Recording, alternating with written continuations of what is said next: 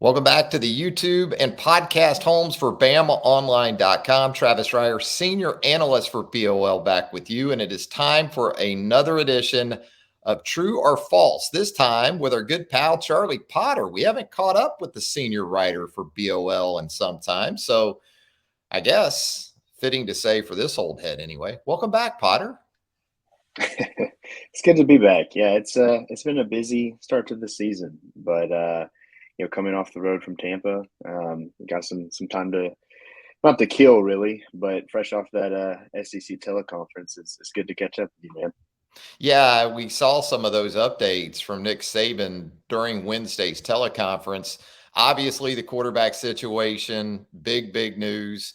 I don't know if we anticipated that being the case going into the fourth game of the season, but here we are with Jalen Milroe. I thought it was pretty funny to hear Nick say about the cake, right? The cake went in the oven, it came out of the oven, went back in the oven.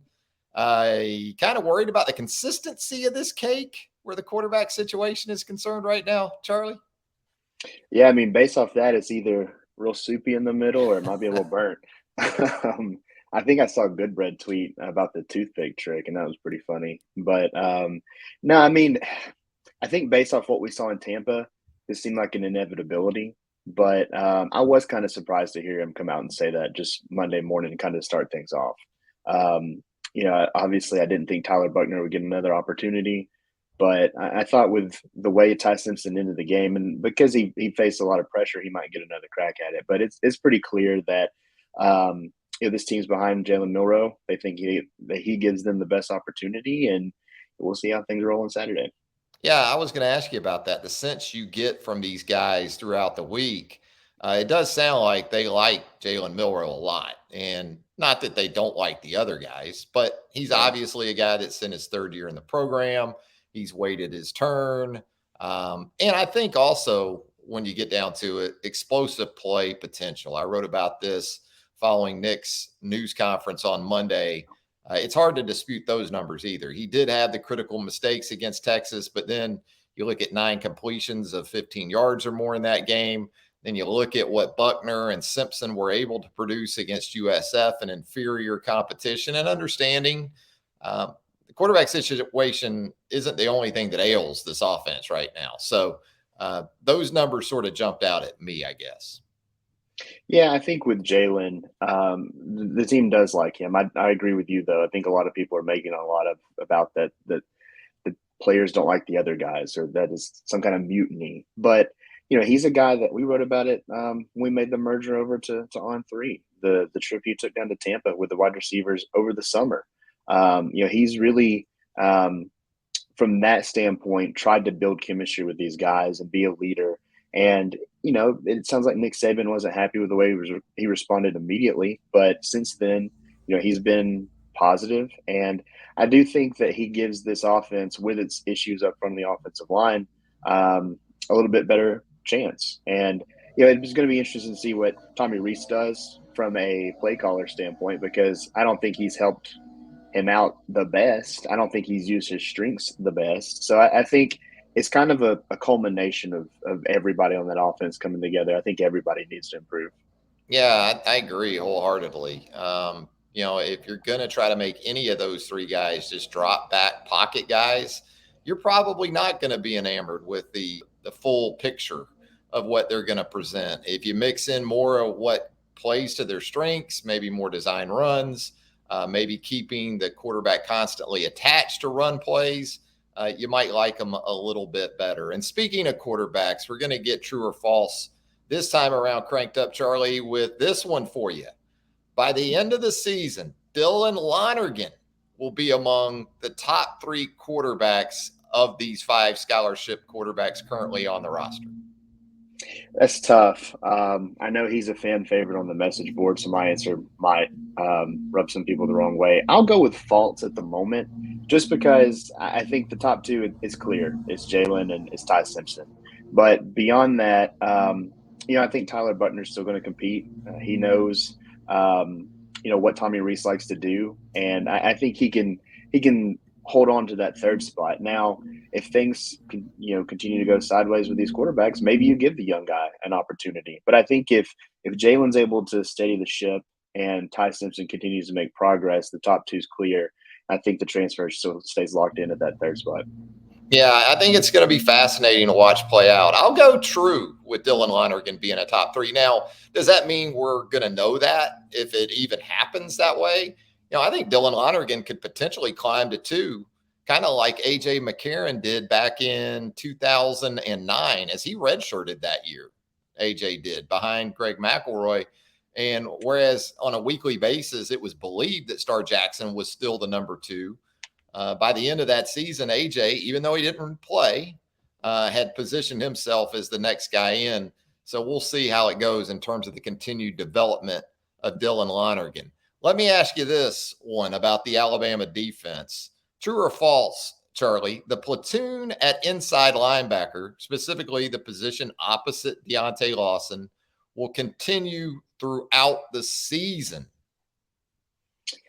Throughout the season's tough because I think they'll eventually settle on a guy there. But I think it's going to continue for the foreseeable future, the next couple games. I do think, though, that Jahad Campbell, coming back from that knee issue he had, if he's playing better and better, I think he's eventually going to be the guy. But bringing in the guy like Tresman Marshall, and Nick Saban raved about him and the veteran presence, the leadership he brought to that room.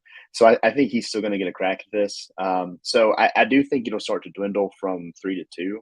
But Deontay Lawson's playing really well. If they can get a guy to kind of not necessarily match that, but to play well alongside him, then I think this defense can be really good. So I think that Jahad Campbell eventually will lock this thing down. But I think the next couple of games we'll still probably see both him and Marshall at the inside linebacker spot.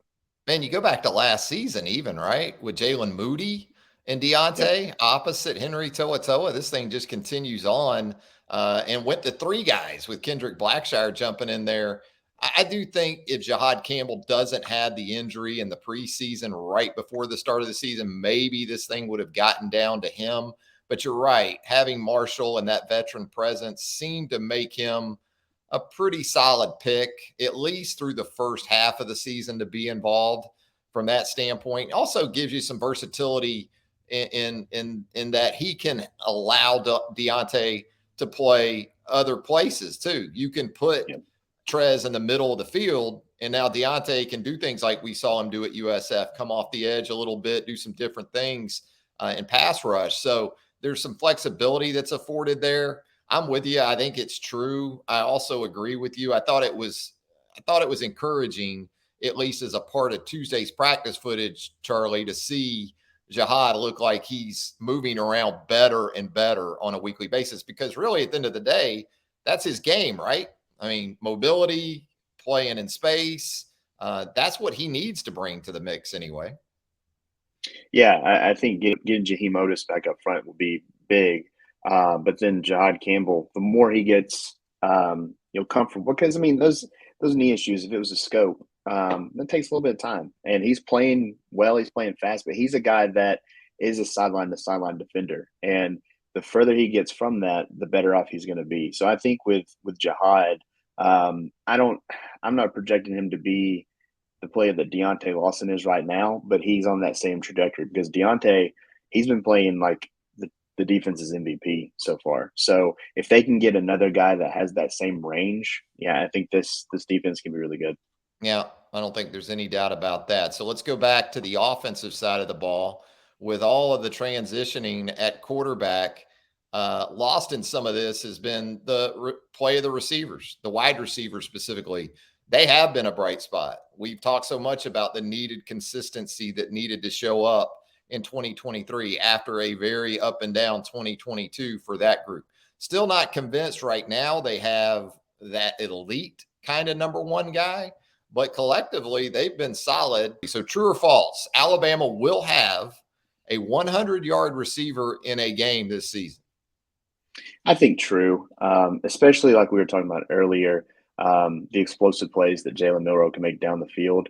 You connect on a couple of those for a guy like Isaiah Bond, and you can get there pretty quickly. So I think Burton and Bond kind of for me are the leading candidates, I'd probably go Kobe Prentice, number 3, because he's a guy that is almost like a volume receiver. But I think it'll happen eventually. I don't think we'll see that necessarily consistently because they've got a good group of guys. I think Burton's played well. I think Bond's played well. Prentice has played well. You're going to get Kendrick Law back, looks like this week after an illness. Ja'Cory Brooks still there in the mix. Malik Benson. It's those guys. There was a lot made about them in the offseason because of the drops, because of the year they had last year. But they've had a good start to the season. They have to continue to get separation. But if they're able to do that, starting to go into SEC play against elite competition, then Jalen Milroe has the arm to get them the ball. And if he can, I think it could happen even this week with the guy getting 100 yards. You think about it, in the Texas game, Jermaine lost the 1 touchdown. And if he keeps that, he's probably right there at 100 yards because I think he had just under 60 receiving yards for the game. So maybe Alabama already would have been there. I agree. I think it's true. Last year, though, I think Jermaine had 100-yard game. Ja'Cory Brooks had a 100-yard game, but that was it. So it is a spreading of the wealth right now. Perhaps as Jalen hopefully at least settles in, becomes more comfortable in this offense, we'll see more of it. It's not that they don't have capable options, as you outlined. I think there's 3 or 4 100-yard potential guys in this mix. So let's wrap it up with this one on the defensive side of the ball. An Alabama defensive lineman, Charlie, will finish the season with multiple sacks. An Alabama defensive lineman with more than 1 sack in 13 games or so. Is that true or false? It's hard not to go true here. Looking back, though, there's nobody on this roster that had multiple sacks last year from a defensive line standpoint. Otis and Jamil Burrows had 1 apiece. Tim Smith had 1. So, and you got to factor in Justin Boybe had the neck injury. He's a guy that has, I think, a half sack through the first 3. So he's probably the leader in the clubhouse. Potentially getting Jaheim Otis back, I think, can contribute to that. I also think, though, adding guys like James Smith to the mix. I know it was probably because of Jaheim Otis being out on Saturday, but we saw a lot of 47 in Saturday's game. And I think the more he gets comfortable, the more progress he makes, he can be a guy that could be an interior pass rusher. But it's to go over 1. I mean, heck, Justin Boybe just has to get 1 in this game.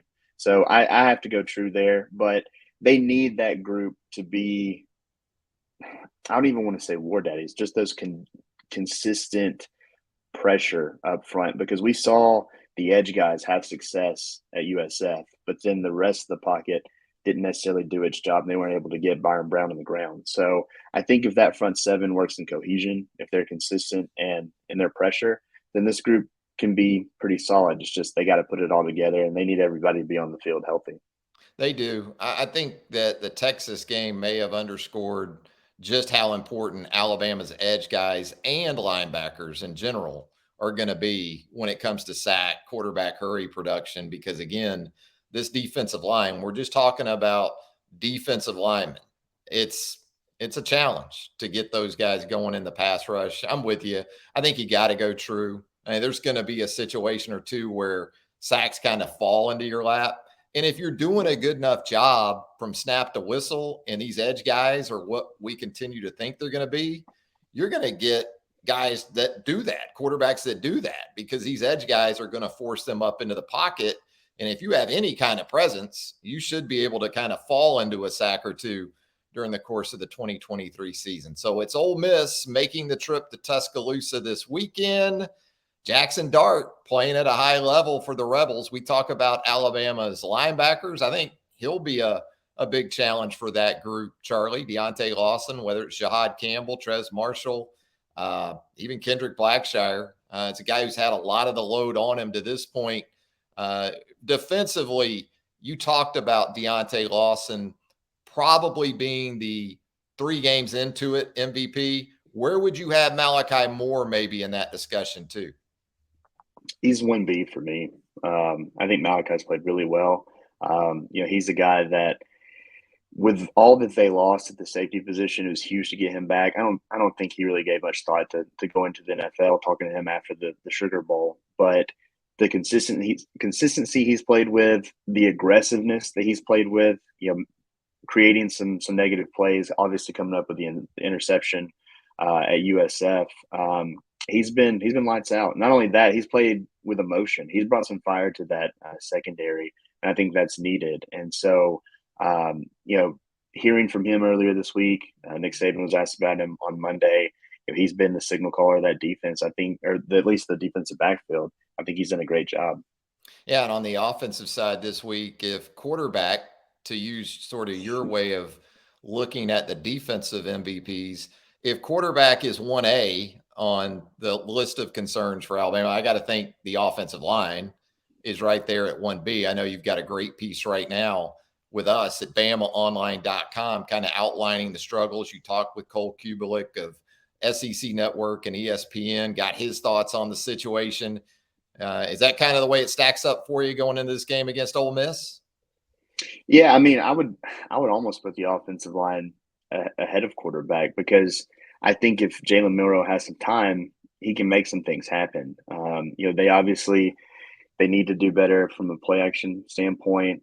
He needs to be able to read the defense, but if he doesn't have time to throw, all those things get hurried up, and it's going to be tough on him. So the offensive line has struggled. The tackles have struggled, especially Caden Proctor. And I do think, though, them and the rest of the offense can be put in better positions. You could give Caden Proctor a little bit of help. Give him a Robbie Oots as a security blanket right there on his left side. So it'll be interesting to see what happens moving forward. But this offensive line needs to play better, and it's going to be a challenge this week because Ole Miss, they've been able to generate some pressure. I think they have 10 sacks, which is 15th nationally. They have a ton of tackles for loss, and I think in this game, you don't really want to make much of the coaching matchup, but I imagine Pete Golding's pretty fired up for this one. He's going to bring a lot of different looks and trying to make life hard on that offensive line and for Jalen Milroe. After his performance at South Florida last week, especially in the second half, I'm going to give you an over/under. I know this was supposed to be just true or false, but you know me, I'm gonna push the limits here with you. Over/under for carries for Roydell Williams this week. I'll put it at 10.5. You got Roydell going over or under that?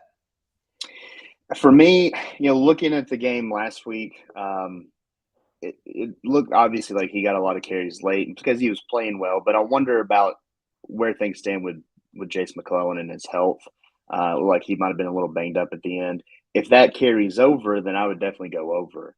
But then again, if Jace is banged up and maybe not even able to go, I'm not saying that. We'll see what happens. But do they give a guy like Jam Miller or even Justice Haynes an opportunity?